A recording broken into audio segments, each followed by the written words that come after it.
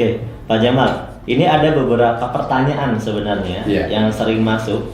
Di eco farming ini kami kan ada beberapa kali ya dikeluarkan dengan kemasan yang berbeda-beda. Ya, ada yang dulu pertama seperti ini, ya. Kemasan masih agak kecil ya. Kemudian ada juga ya ini kemasan ini ya, kita ya. Nah ini terbitan November, di terbitan November ya. Kemudian ini Maret. Ya.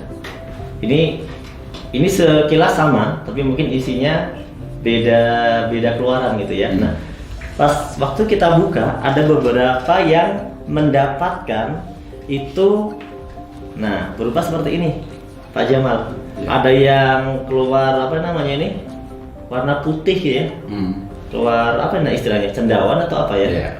Berwarna putih. Ada yang di sini agak coklat gitu ya. Kemudian bahkan ada yang mengalami mungkin sudah sampai hitam gitu ya, hitam kali ya ini. Nah, kira-kira bagaimana nih penjelasan tentang terkait ini? Baik, ini kalau kita lihat visual ya. Nah, ini visualnya agak bervariasi ya. Ada yang warna putih seperti ini. Nah, tetapi kalau teman-teman tidak bisa membedakan, yang paling gampang sebenarnya kalau dari hasil pengamatan yang saya lakukan dengan pupuk eco farming ini, itu lebih mudah adalah coba dibuka dan cium. Kalau misalnya bau aslinya masih nampak ya, masih terasa ya, maka itu artinya bahwa ini mikroba yang positifnya masih sangat efektif. Kalau ini masih bau ya? Ini masih nampak ya? Nah, coba bau kayak ramuan gitu. Ya. Nah, sekarang kita bandingkan dengan yang ini ya. Ini warnanya kayak hitam, ya sudah campur hitam. Nah, hitam kayak gula merah ya. Nah, coba dicium. Saya yakin baunya pun akan terasa beda. Sudah mulai kayak apa ya? Sudah mulai agak kurang sedap. Hampir mirip terasi gitu ya. Nah ini sahabat sekalian, ini cara mudah ya.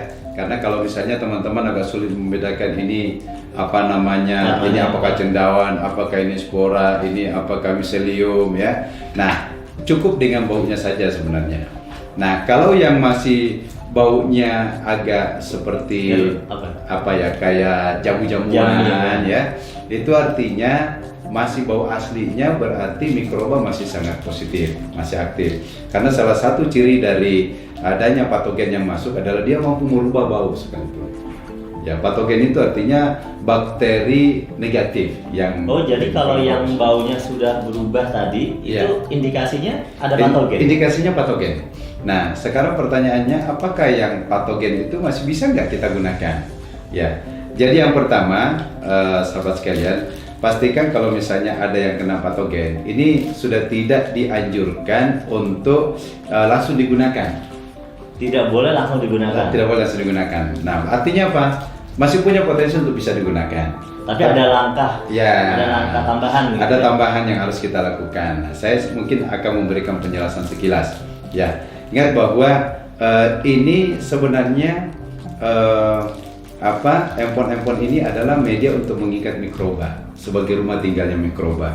Ya, di dalamnya patogennya kebetulan sudah dominan, tetapi bukan berarti bahwa tidak bisa kita manfaatkan. Bagaimana caranya? Ada cara yang kita lakukan adalah matikan patogennya. Matikan patogennya. Kita bunuh dia. Nah, caranya gimana? Nah, untuk membunuh patogennya, salah satu caranya adalah dengan melakukan pemanasan.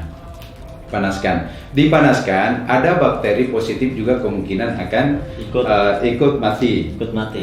Tetapi ada bakteri-bakteri yang memang tahan dengan panas ya. Nah, untuk itu kalau kita ingin mematikan patogen, pertama langkahnya tetap dilarutkan seperti biasa saja. Setelah itu rebus sampai mendidih. Nah, setelah selesai mendidih, kemudian dinginkan kembali, lalu kemudian ambil yang masih bagus. Setelah dingin ya? Setelah dingin, ambil yang masih bagus, lalu kemudian tidak perlu banyak ya, masukkan ya mungkin ke sekitar 1-2 gram saja, karena dalam 1 gram ini mikrobanya macam-macam, ada yang kurang lebih sampai 5 miliar per gram. Ya. 1 gram. Nah, jadi kita campurkan, nah mikroba inilah yang kemudian akan mengkondisikan kembali bakteri-bakteri tersebut akan Itu berarti didiamkan ya? Iya. Perlu nggak ditambahkan yang lainnya lagi selain ditambahkan pupuk baru? Ya, jadi selain pupuk baru, ini berlaku dia sistem dengan cara fermentasi. Oh, difermentasi. Difermentasi, ya. Khusus untuk yang kita matikan patogennya, karena potensi mikroba yang tadi 150 miliar itu sebagian besar kemungkinan juga akan ikut mati. Berarti bisa ditambahkan molasses. Ya, atau molasses, air. ya. Untuk air tebu, molasses dan lainnya kita hanya rekomendasikan maksimal 50 mili saja. 50 mililiter. Atau kalau misalnya teman-teman pakai ini ya, pakai itu cukup satu gini saja, sepenuh ini molassesnya ya. Ini takarannya kurang lebih 50 mili. Nah, jadi cukup ini saja di air gula atau air tetes tebu. Tetes tebunya tidak langsung 50 mili diisi sampai penuh, karena tetes tebu ini kan dalam kondisi padat ya. Jadi dia diencerkan dulu, mungkin dia hanya menggunakan kurang lebih sekitar ya mungkin sepertiganya inilah. Kalau tetes tebu. Tetes tebu itu padat. Padat, kental sekali. Oh, kental gitu ya. Sangat kental sekali. Beda sama air tebu. Beda. Kalau air tebu bisa juga. Kalau air tebu langsung 50 mili. Oh. Air tebu, air perasan tebu ya. Jadi kalau tetes tebu itu gambarannya kayak kecap tapi yang sangat kental.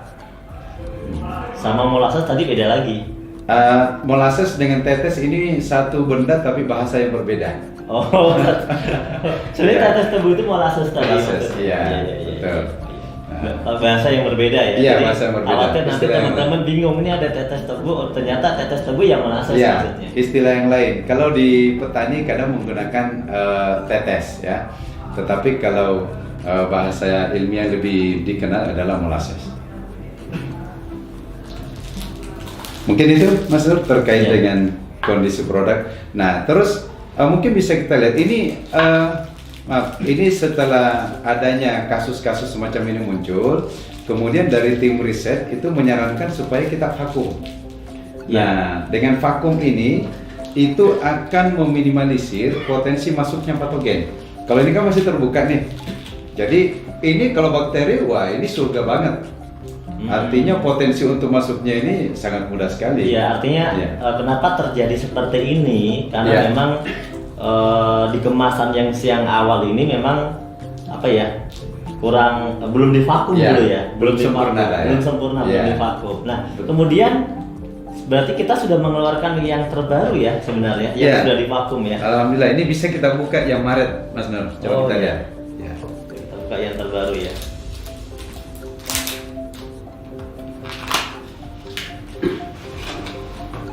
Nah, ini sepertinya yang terbaru ya. Ya.